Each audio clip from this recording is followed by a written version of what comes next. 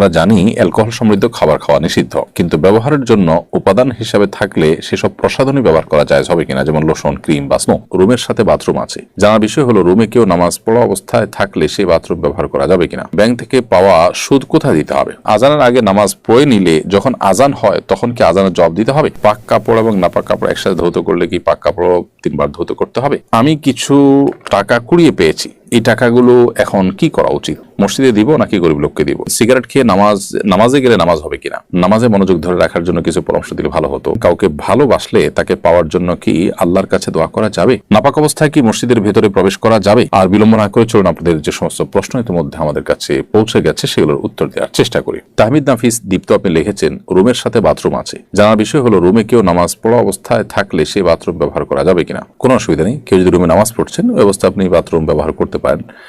রুমে একজন নামাজ পড়ছেন মানে এই না যে আপনি রুমে টয়লেট ইউজ করতে পারবেন না, বাথরুমের দরজা খুলতে পারবেন না, এরকম কোনো নিষেধাজ্ঞা নেই। আব্দুল সামাদ আপনি লিখেছেন, ব্যাংক থেকে পাওয়া সুদ কোথায় দিতে হবে? ব্যাংক থেকে সুদ যদি অটোমেটিক চলে আসে তাহলে সেক্ষেত্রে সেটা গরিব দুঃখী অভাবী মানুষদেরকে দান করে দিবেন সওয়াব নিয়ত করা ছাড়া। যেহেতু ব্যাংকের এই সুদ তার প্রকৃত প্রাপককে তাকে খুঁজে বের করে ফেলে দেওয়া সম্ভব না, সেজন্য এই কাজটি আপনি করবেন। আর যদি শুধু ব্যাংকে লেনদেন না করার সুযোগ থাকে, অপশন থাকে, তাহলে সেটাকেই আপনার গ্রহণ করা উচিত।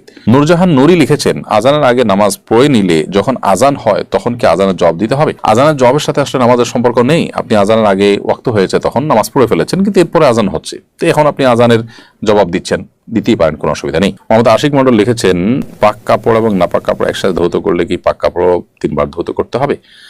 পাক কাপড় আর নাপাক কাপড় যদি মিশিয়ে ফেলেন, অর্থাৎ বালতির মধ্যে মিশিয়ে ফেলেন, তাহলে ধোয়ার ক্ষেত্রে 3 বার করে চিবাতে হবে সবগুলোকেই। আর যদি এমনিতেই পাক কাপড় নাপাক কাপড় ছিল, নাপাক কাপড়ের নাপাকি পাক কাপড়ে লেগেছে বলে মনে না হয়, তাহলে সেক্ষেত্রে পাক কাপড়কেও 3 বার চুবানো আবশ্যক নয়। আর যদি মনে হয় যে না নাপাক লেগে গেছে পাক কাপড়ের মধ্যে, তাহলে সেক্ষেত্রে 3 বার এখানে চিবাইতে হবে আপনাকে অবশ্যই। এরপর প্রশ্ন করেছেন আব্দুর রহমান, আপনি লিখেছেন, আমি কিছু টাকা কুড়িয়ে পেয়েছি, এই টাকাগুলো এখন কি করা উচিত? মসজিদে দিব নাকি গরিব লোককে দিব? আপনি কুড়িয়ে পাওয়া টাকার মালিক খোঁজ করবেন, মালিক খোঁজ করে যদি পাওয়ার সম্ভাবনা না থাকে তাহলে সেক্ষেত্রে কোনো গরিব দুঃখীকে দান করে দিবেন মালিকের পক্ষ থেকে। আশরাফুল আহমেদ আপনি লিখেছেন, সিগারেট খেয়ে নামাজে গেলে নামাজ হবে কিনা? ভাই আশরাফুল, আপনি ধূমপান করেছেন, অবশ্যই সেটা একটি অপরাধ, গুনাহের কথা। আবার সেটা খেয়ে পান করে আপনি যদি নামাজে যান তাহলে সেক্ষেত্রে মুখের যে দুর্গন্ধ আছে সেই দুর্গন্ধে কোনো মানুষ ক্ষতিগ্রস্ত হতে পারে, সেই জন্য কোনো মানুষের কষ্ট হতে পারে, সেই জন্য এটি নাজায়েজ কথা। অর্থাৎ আপনি ধূমপান করলেন, ধূমপান করে মসজিদে মুসল্লিদের কষ্টের কারণ হলে সেটি গুনাহের কথা। কিন্তু সেই সাথে আপনাকে এও মাথায় রাখতে হবে, যদি আপনি ধূমপান করেন এবং ধূমপান করার পর মসজিদে গিয়ে নামাজ পড়েন তাহলে সেক্ষেত্রে নামাজটা হয়ে যাবে। তবে এই ক্ষেত্রে আপনার যেটা করা উচিত সেটা হলো যে ধূমপান তো ছেড়ে দেওয়া উচিত। ধূমপান করাটাই তো গুনাহের কথা, আপনি সেটা ছাড়তে পারছেন না আপাতত, তাহলে সেক্ষেত্রে নামাজ ত্যাগ করবেন না। নামাজ আপনাকে ঠিকই পড়তে হবে, তবে নামাজের আগে মসজিদে যখন যাবেন বিশেষ করে বা নামাজ দাঁড়াবেন তখন আপনি মুখ ভালো করে পরিষ্কার করে অন্তত দুর্গন্ধ দূর করার উদ্যোগ নিয়ে তারপর নামাজ যাবেন, মসজিদে যাবেন। পিঙ্কি মনি আইডি থেকে আপনি লিখেছেন, সন্তানের আকিকার গোশত আমরা পিতামাতা খেতে পারবো কিনা? অবশ্যই খেতে পারবেন। সাইয়েদ সাব্বি আপনি লিখেছেন, নামাজে মনোযোগ ধরে রাখার জন্য কিছু পরামর্শ দিলে ভালো হতো। আপনি সবচেয়ে বড় পরামর্শ আমি যেটা দেবো আপনাকে সেটা হলো যে তাড়াহুড়ো করে নামাজ না পড়ে যত লম্বা সময় নিয়ে সম্ভব সেটা নামাজ পড়েন, কি পড়েন নামাজের মধ্যে সেগুলো বুঝে পাওয়ার চেষ্টা করেন। আবু সুফিয়ান লিখেছেন, আমি হোস্টেলে থাকি, নানান সময় খাবার খারাপ হলে তা ফেলে দিই, এটি কি অপচয় হবে? অপচয় হলে এটার জন্য কে দায়ী থাকবে? আবু সুফিয়ান, হোস্টেলে থাকা অবস্থাতে আপনি ছাত্র মানুষ, সেখানে খাবার খারাপ হলেই যদি আপনি ফেলে দেন তাহলে সেক্ষেত্রে সেটা অবশ্যই অপচয় হবে, বিশেষ করে ড্রেনে ফেলে দিলে। যদি আপনি খাবারের উপযোগী মনে না করেন, অন্য কাউকে দিতে পারেন, যদি সেরকম কেউ নেওয়ার মতো না থাকে, সবারই আছে হোস্টেলে বন্ধুরা, তাহলে সেক্ষেত্রে এটা এমন কোথাও ফেললেন যেখান থেকে অন্য কোনো প্রাণীরা খাবার হিসাবে গ্রহণ করলেন, তাহলে সেটি ভিন্ন কথা হবে। রাজু ইসলাম রাজু লিখেছেন, কাউকে ভালোবাসলে তাকে পাওয়ার জন্য কি আল্লাহর কাছে দোয়া করা যাবে? ভাই রাজু ইসলাম, কাউকে যদি আপনি ভালোবাসেন, কাউকে পছন্দ করেন, বিয়ের আগে যে পছন্দ করাটা, এই পছন্দ করা এক জিনিস আর ভালোবাসা আরেক জিনিস। পছন্দ করলেন সেটিতে হতেই পারে, তাহলে আল্লাহর কাছে বললেন যে আল্লাহ অমুককে আমার কাছে দিনদার মনে হয়, আমি তাকে পেতে চাই, আপনি দোয়া করতে পারেন। কিন্তু তার চেয়ে উত্তম দোয়া, আদর্শ দোয়া হলো যে আল্লাহ যদি তাকে পাওয়ার মধ্যে আমার কল্যাণকর হয় আপনি ব্যবস্থা করে দিন, আর না হলে আমার মন থেকে তাকে দূর করে দিন। এটি হলো সবচেয়ে আদর্শ দোয়া, সবচেয়ে সঠিক দোয়া। কারণ আপনি যাকে পাওয়াটাকে গুরুত্বপূর্ণ মনে করছেন, ভালো মনে করছেন, তাকে পাওয়াটা গুরুত্বপূর্ণ নাও হতে পারে, আপনার জন্য বরং ক্ষতিকর হতে পারে, সে বিষয়টি আমাদের মাথায় থাকতে হবে। আর বিবাহের আগে এই তথাকথিত ভালোবাসা কারোর প্রতি, এটা হারাম। অতএব পছন্দ হওয়া কোনো কারণে তার সম্পর্কে জানলেন, জানার সুযোগ হয়েছে, কাকতালীয়ভাবে জেনেছেন, সেই জায়গা থেকে আপনি তাকে পছন্দ করেন, সেটা ভিন্ন বিষয়। কিন্তু তাকে রীতিমতো ভালোবাসেন, স্বামী স্ত্রীকে যেরকম ভালোবাসে সেরকম ভালোবাসেন, তাকে ফিল করেন, এবং আপনি এই পছন্দ হওয়াটাকে আরো ডিপ লেভেলে নিয়ে গেছেন, তো সেটা অবশ্যই গুনাহের কথা, সেটা কিন্তু জায়েজ নয়। নাপাক অবস্থায় কি মসজিদের ভেতরে প্রবেশ করা যাবে? কেউ যদি ফরজ গোসল অবস্থায় হয় তাহলে তিনি মসজিদে প্রবেশ করতে পারবেন না, বাকি ওযু নেই এমত অবস্থায় মসজিদে ঢুকলেও সেটি মানে ফরজ গোসল অবস্থায় মসজিদে ঢুকা যেরকম অপরাধ, জঘন্য অপরাধ, গুনাহ, সরাসরি নিষিদ্ধ, সেরকম নিষেধ হবে না। তবে ওযু করে পবিত্র অবস্থায়, অর্থাৎ ওযু অবস্থাতে মসজিদে অবস্থান করা উচিত, এটা মসজিদের আদব, মসজিদের শিষ্টাচার।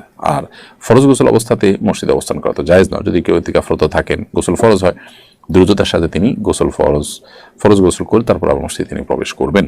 আর গোসল ফরজ হলে সে অবস্থাতে তিনি মসজিদে প্রবেশ করবেন না, কারণ মসজিদ এটি পবিত্র জায়গা এবং পবিত্র লোকদের জন্য বিধায় এ ধরনের অপবিত্রতা এটা নিয়ে মসজিদে প্রবেশ করা গুনাহের কাজ। গেমিং উইথ রানা আপনি লিখেছেন আইডি থেকে, বিয়ের সঠিক বয়স কত? দেখুন, বিয়ের সঠিক বয়স ইসলামী শরিয়া কোনো ফিক্স করে দেয়নি যে এত বছর বয়স হলে তারপর বিয়ে করা যাবে, বা এর আগে করা যাবে না, বা এর পরে করা যাবে না। বিয়ের বয়সটাকে ইসলাম উন্মুক্ত রেখেছে। যার যখন বিয়ে করার প্রয়োজন দেখা দিবে তার জন্য তখন বিয়ে করা শরীয়ত আবশ্যক করেছে, যদি তার বিয়ে না করলে গুনাহে লিপ্ত হন, বিয়ে করার সামর্থ্য থাকে। বিশেষ করে তরুণ বয়সে ইসলাম বিবাহ করতে উৎসাহিত করেছে, কিন্তু এর কোনো সময়সীমা ঠিক করে দেয়নি শরীয়ত। অতএব শরিয়ার দৃষ্টিভঙ্গিটা এক্ষেত্রে যথেষ্ট প্রশস্ত রয়েছে। এরপর তানজিলা ইসলাম আপনি লিখেছেন, আমরা জানি অ্যালকোহল সমৃদ্ধ খাবার খাওয়া নিষিদ্ধ, কিন্তু ব্যবহারের জন্য উপাদান হিসাবে থাকলে সেসব প্রসাধনী ব্যবহার করা জায়েজ হবে কিনা, যেমন লোশন, ক্রিম বা স্নো। তানজিলা ইসলাম, আমরা যে সমস্ত প্রসাধনী ব্যবহার করি, এই প্রসাধনীগুলোতে অনেক প্রসাধনীতে হারাম উপাদান রয়েছে, যেগুলো ব্যবহার করা আমাদের জন্য জায়েজ নয়। ইহুদিদের যে সমস্ত প্রতিষ্ঠানগুলো আছে, এই প্রতিষ্ঠানগুলোর ভিতরে সবচেয়ে বেশি প্রতিষ্ঠান হলো এই প্রসাধনী রিলেটেড, তাদের মালিকানাধীন প্রতিষ্ঠানগুলো আপনি যদি গুগলে সার্চ করেন দেখবেন যে প্রসাধনীর ব্যাপারে তাদের আগ্রহ অনেক বেশি এবং ইনভেস্টমেন্ট অনেক বেশি। এখানে হারাম উপাদান খুব সূক্ষ্মভাবে মেশানো হয়, শুকরের অনেক কিছু থাকে যেগুলো আসলে আমরা অনেকে জানিও না। আর দ্বিতীয়ত হলো, মনে করি যে এখানে আর হালাল হারাম কি আছে। আরেকটা বিষয় হলো যে এগুলোর সাথে আমাদের আসলে মনস্তত্ত্বের একটা গভীর সম্পর্ক আছে এই প্রসাধনীর। তো এখানে আসলে এমন কিছু উপাদান থাকে যেগুলো আমাদের মনস্তত্ত্বকে নিয়ন্ত্রণ করা হয় বা ধর্মহীনতার দিকে ধাবিত করা হয়। বিষয়টা জাস্ট কোনো ধারণা প্রসূত বিষয় না, এটার উপরে বহু গবেষণা রয়েছে, বহু আপনার বই পুস্তক রয়েছে, বহু আর্টিকেল আপনি অনলাইনেও পাবেন, অথেন্টিক এবং সংশ্লিষ্ট বিষয় যারা বিশেষজ্ঞ তাদের। তো যাই হোক, এই কারণে আমাদের এই প্রসাধনীগুলোকে ব্যবহার করতে সতর্ক থাকতে হবে। অ্যালকোহল বিষয়ে আপনি যেটা জানতে চেয়েছেন সুনির্দিষ্ট করে, সেটার উত্তর আমরা বলতে চাই, অ্যালকোহল কিছু আছে জাস্ট কেমিক্যাল টাইপ, এটা আসলে খাবারের জন্য নয়।